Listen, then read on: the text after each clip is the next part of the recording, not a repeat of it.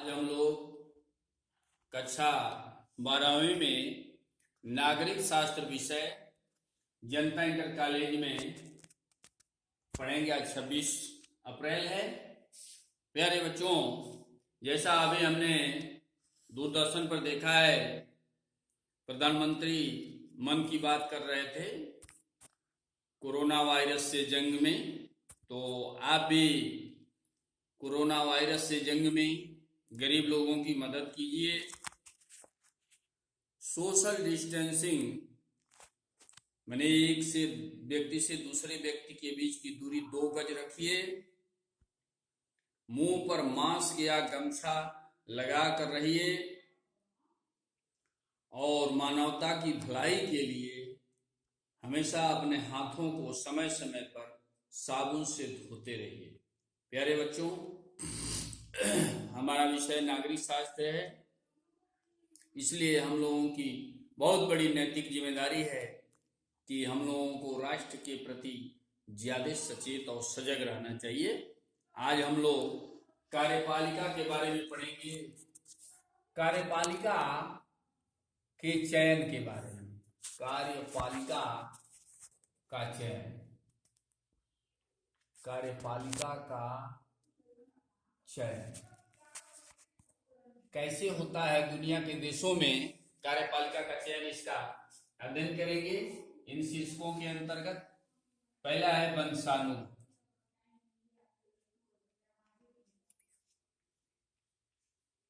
वंशानुगत चयन। दूसरा है जनता द्वारा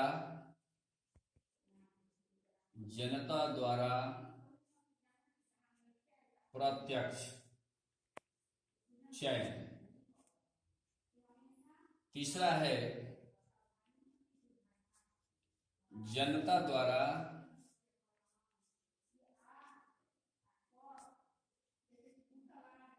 अप्रत्यक्ष चयन।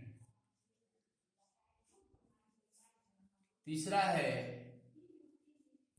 कार्यपालिका द्वारा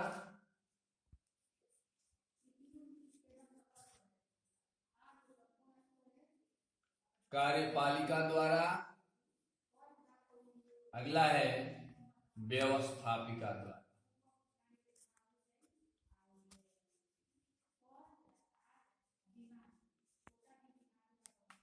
व्यवस्थापिका द्वारा।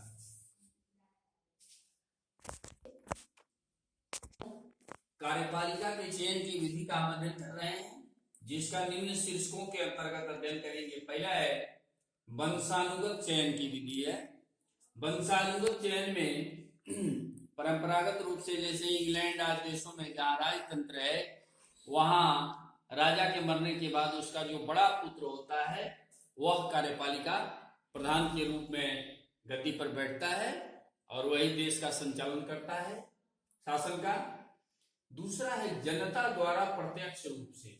जनता द्वारा प्रत्यक्ष रूप से जो चयन होता है, यह संयुक्त राज्य अमेरिका इसका उदाहरण है। वहां कार्यपालिका प्रधान की नियुक्ति जनता सीधे अपने प्रतिनिधि का चुनाव करती है, जैसा कि संयुक्त राज्य अमेरिका में होता है। अगला है जनता द्वारा अप्रत्यक्ष रीति से चयन, जैसा कि भारत आदि देशों में है। यहाँ कार्यपालिका प्रधान के चयन से पहले जनता अपने प्रतिनिधियों को चुनती है और यह अप्रत्यक्ष रूप से ये प्रतिनिधि भारत के राष्ट्रपति का चयन करते हैं, जो अप्रत्यक्ष रूप से चुना जाता है जनता द्वारा। अगला क्रम है कार्यपालिका द्वारा। संसदीय प्रणाली वाले देशों में कार्यपालिका के वास्तविक प्रधान की नियुक्ति कार्यपालिका के नाम मात्र के प्रधान द्वारा होती है, जैसा कि इंग्लैंड में राजा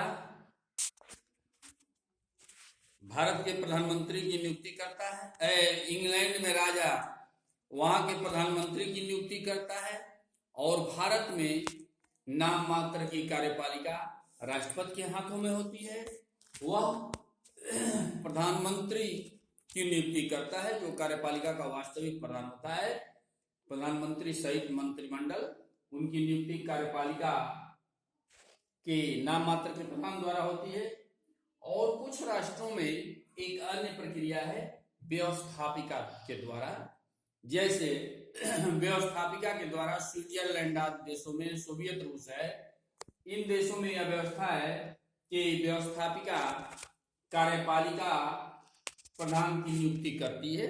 तो ये कार्यपालिका के चयन की विधि है, वंशानुगत है पहला, दूसरा जनता द्वारा प्रत्यक्ष, तीसरा जनता द्वारा प्रत्यक्ष चयन, अगला है कार्यपालिका द्वारा कार्यपालिका प्रधान की नियुक्ति, वास्तविक प्रधान की नियुक्ति, और अगला है व्यवस्थापिका द्वारा कार्यपालिका प्रधान की नियुक्ति। प्यारे बच्चों, अब हम लोग कार्यपालिका के कार्यों पर प्रकाश डालेंगे। कार्यपालिका के कार्य,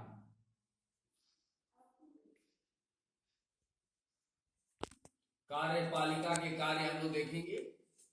कार्यपालिका के कार्य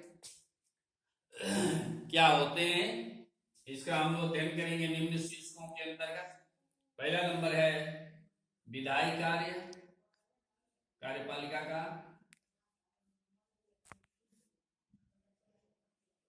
विधायी कार्य है। अगला है वित्तीय कार्य है।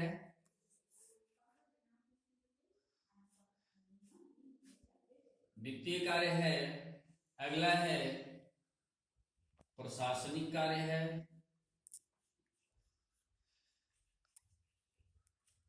अगला कार्य है वैदेशिक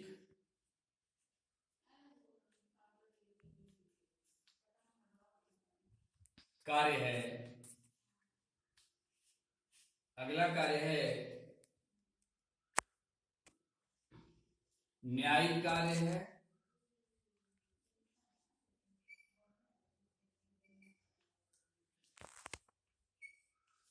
न्यायिक कार्य है।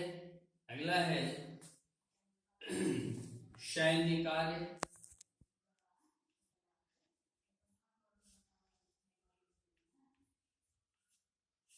अगला लोक कल्याणकारी कार्य। इस तरह से कार्यपालिका के कार्यों को निम्न शीर्षकों के अंतर्गत हम लोग अध्ययन करेंगे। इसमें पहला है विधायी कार्य, दूसरा है वित्तीय कार्य, तीसरा है प्रशासनिक कार्य, चौथा है वैदेशिक कार्य, पांचवा है न्यायिक कार्य, छठा है सैन्य संबंधी कार्य, और अंतिम है लोक कल्याणकारी कार्य, जिनका हम विस्तार से अध्ययन करेंगे। प्यारे बच्चों, विधायी कार्य में कार्यपालिका व्यवस्थापिका द्वारा सौंपे गए प्रदत्त व्यवस्थापन के तहत कानूनों का निर्माण करती है। कानून निर्माण करने के लिए सदनों की बैठक बुलाना, सदन को स्थगित करना, और यहां तक कि सदन को भंग करने की शक्ति कार्यपालिका प्रधान के हाथ में होती है। विधायी कार्य के तहत कानून निर्माण संबंधी कार्य आता है।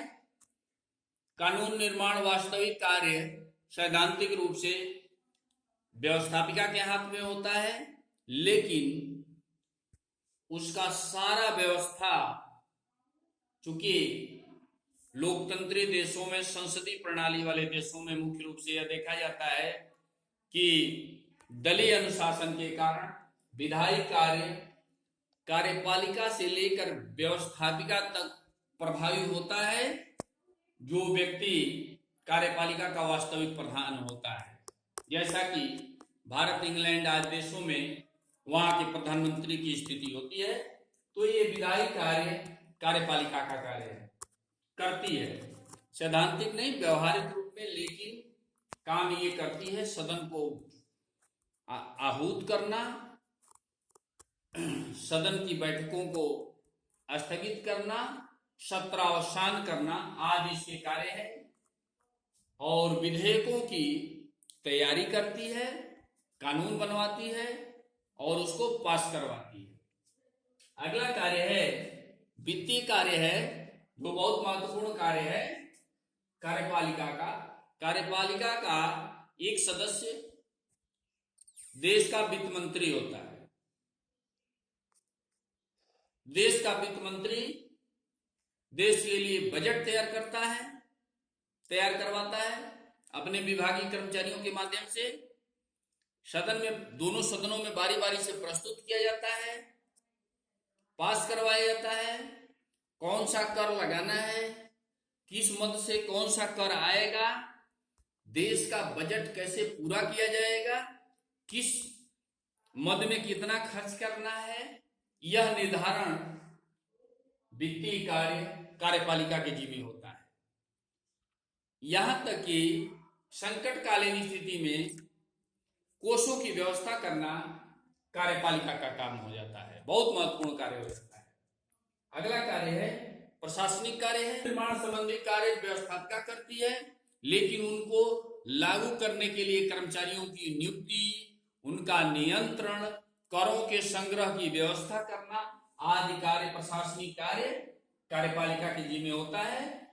और अगला है वैदेशिक संबंधों को स्थापना करना, सुदृढ़ करना कार्यपालिका का सीधा संबंध होता है। कार्यपालिका प्रधान विभिन्न देशों में राजदूतों की नियुक्ति करता है, विदेशी राजदूतों के परिचय पत्र आदि प्राप्त करता है, स्वीकार करता है, उनकी नियुक्ति करता है और वैदेशिक संबंधों को सुदृढ़ बनाता है। न्यायिक कार्य भी कार्यपालिका के जिम्मे है। बहुत सारे देशों में कार्यपालिका के लोग न्यायिक कार्य भी करते हैं। हमारे देश में भी कार्यपालिका प्रधान भारत के राष्ट्रपति के पास क्षमादान की शक्ति प्राप्त है। सैन्य कार्य भी कार्यपालिका के जिम्मे है। सैन्य प्रमुख भारत का राष्ट्रपति सेना का सर्वोच्च कमांडर होता है, तीनों सेनाओं का प्रमुख है, इसलिए इसके जिम्मे सैन्य कार्य भी है। और अगला है लोक कल्याणकारी कार्य। आज के युग में शिक्षा, स्वास्थ्य आदि तमाम जनहितकारी कार्य हैं जिसको कार्यपालिका की करने की जिम्मेदारी बढ़ जाती। इस प्रकार से कार्यपालिका के जिम्मे तमाम कार्य हैं। पहला, इनका चयन की ये विधि है, 4 विधि है हमने बताया। उसके बाद कार्यपालिका के ये कार्य हैं, सबको नोट करेंगे कॉपी बना करके और उसमें इसी प्रकार इन्हीं हेडिंगों के तहत उसको तैयार करेंगे और उस पर प्रश्न भी बनाएंगे। जो प्रश्न नहीं आएगा उसको पूछने का भी प्रयास करेंगे। जय हिंद।